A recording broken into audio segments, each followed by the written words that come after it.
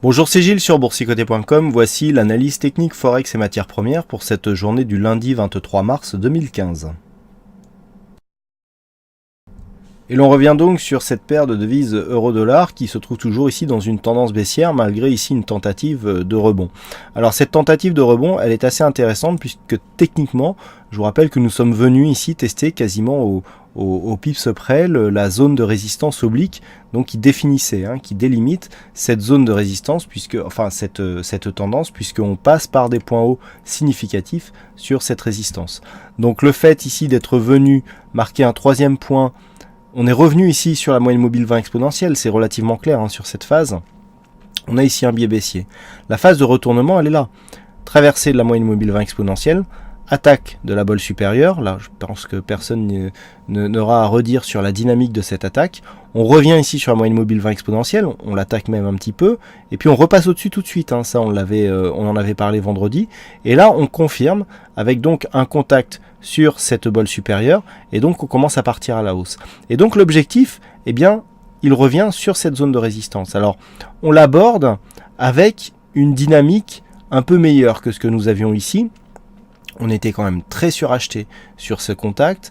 On avait ici donc les indicateurs qui étaient en surachat, le MACD qui avait une grosse amplitude. Là, le surachat est moins fort. Certes, nous sommes dans le surachat sur les oscillateurs avec le RSI et le stochastique, mais le MACD nous montre qu'il y a encore du potentiel. Donc là, ici, la rupture est possible. Et si cette rupture intervenait, on aurait un signal de sortie de cette tendance moyen terme, donc qui pourrait se transformer en phase de retournement. Qui plus est, nous avons désormais ce contact qui correspond à un point haut significatif. C'est-à-dire que ce contact que nous avons ici sur cette zone de résistance, s'il est cassé à la hausse, si on casse ici la résistance à la hausse, on aura un premier signal ici, mais il faudra valider par la rupture de ce point haut significatif. Donc ça, ce sont les éléments qui peuvent intervenir d'ici demain, voire même ce soir, en cas de forte volatilité. Donc le point de rupture pour un retournement se situe à 1,1045, mais déjà sur une rupture ici de cette zone qui se trouve approximativement entre 1,950 et 1,10, eh bien pourrait déjà donner un premier signal au moins de sortie dynamique de cette phase baissière. On le voit, la dynamique court terme ici a bien préparé cette possibilité de retournement moyen terme. Donc à surveiller ici cette zone de résistance et pourquoi pas une éventuelle rupture de cette zone de point haut. Les niveaux d'invalidation sont relativement bas puisque le point bas significatif se situe à 1,610. Donc avant que l'on revienne sur cette zone, on devrait avoir le temps de voir venir. Et là où nous avons un signal de retournement à la hausse sur l'euro-dollar, eh bien nous avons un signal de retournement à la baisse sur le dollar-yen. Donc on le voit, c'est le dollar américain qui fait le marché. Et ce retournement ici, eh bien, reprend quasiment les mêmes éléments que ce que nous avons sur l'euro-dollar, à savoir ici une accélération à la baisse avec cette forte bougie hors bol qui est le pendant de ce que nous avons sur l'euro-dollar, mais à l'inverse, puisqu'on sort ici de la bol inférieure. Retour sur la moyenne mobile 20 exponentielle qui est testée aussi, mais qui quelque part résiste. On a même venu marquer un contact ici sur la moyenne mobile arithmétique 50. Et puis on confirme ici avec un retour sur la zone de point bas significatif. Donc là aussi, on a un retournement qui peut laisser présager d'un retournement de la tendance moyen terme. Par contre, c'est un peu moins net dans le sens où nous sommes ici sur une phase de hausse, et si l'on trace alors les retracements de Fibonacci sur quelque chose d'un peu plus global, voilà, soit on vient ici sur d'un point de vue global, en fait on est toujours sur cette dynamique où nous avons ici une zone de point haut que l'on est venu tester récemment, et un retracement ici à 38,2% de Fibonacci. Sur une tendance plus courte, c'est difficile de tracer un Fibo, puisqu'on n'a pas réellement une grosse dynamique. Ceci dit, si on trace ces niveaux, voilà ce que l'on peut se rendre compte. C'est que nous sommes en train de tester le retracement à 38,2% de Fibonacci. C'est pas anodin. On a ici une zone de résistance, qui était précédemment résistance. Ici, on le voit ici. Et là, comme par hasard, on vient par deux fois ici tester cette zone. Donc c'est cette zone sur laquelle nous sommes actuellement, la zone des 119, qui va faire le rôle d'arbitre, puisque on est quelque part sur une phase où, si on descend, eh bien on va commencer à donner des objectifs qui se situent sur cette zone de point bas. Et si on reprend donc une vue globale, cette zone de point bas ici correspond à une zone qui pourrait effectivement déclencher un signal pas forcément de retournement, mais au moins d'affaiblissement de la tendance moyen terme. La zone d'infléchissement se situe sous 111,69 pour ce qui est de la tendance moyen terme. Par contre, le troisième scénario, alors bon, sachant que le deuxième étant bien entendu une rupture par le haut, là on était en train d'étudier un premier scénario avec une rupture par le bas. Troisième scénario est un scénario qu'on avait émis sur la possibilité ici de cette sur la rupture de cette zone de support, c'est la possibilité d'avoir une évolution horizontale. Ça se met en place si on regarde ici. On a deux contacts sur des zones de points hauts quasi similaires, on a deux contacts sur des zones de points bas quasi similaires.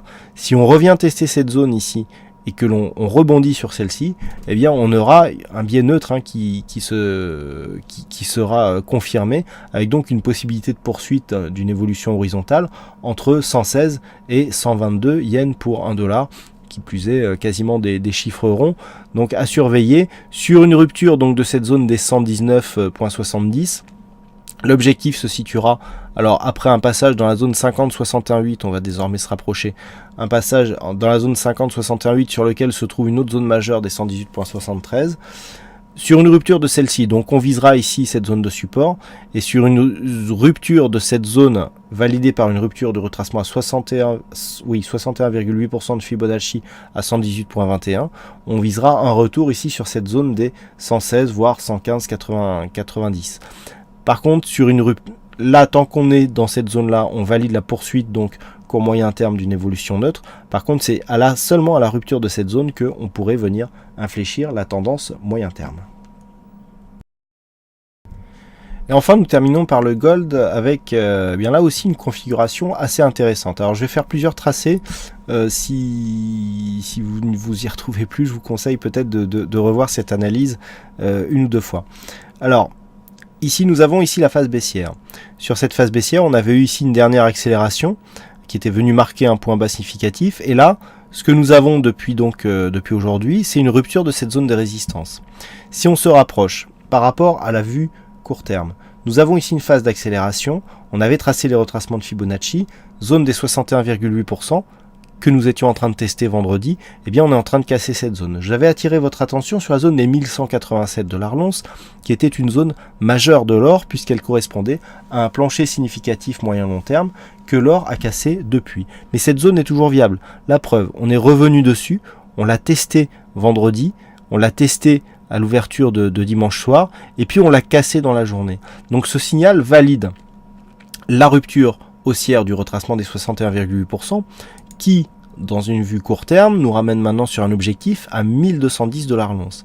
Et donc, la conjonction de ces deux signaux, rupture ici du 61,8 plus rupture de cette zone de résistance, peut nous emmener sur, on a déjà un signal de sortie de dynamique, mais peut nous emmener aussi sur une phase de retournement. Ça, on le verra sur le retracement à 1210. Maintenant, je vais effacer ce retracement de Fibonacci pour gagner en clarté, et on va revenir sur la tendance moyen terme. Voilà. Si on trace des Fibonacci sur la tendance moyen terme, voilà ce que nous avons. Un signal qui est là aussi confirmé par cet autre retracement. Vous comprenez maintenant pourquoi j'ai effacé les autres Fibonacci. C'est que nous venons de casser ici le retracement des 23,6. Si on se rapproche, qu'est-ce que nous avons? Sur cette rupture ici, où finalement nous avons énormément de signaux techniques, on est venu donc temporiser entre vendredi soir et aujourd'hui.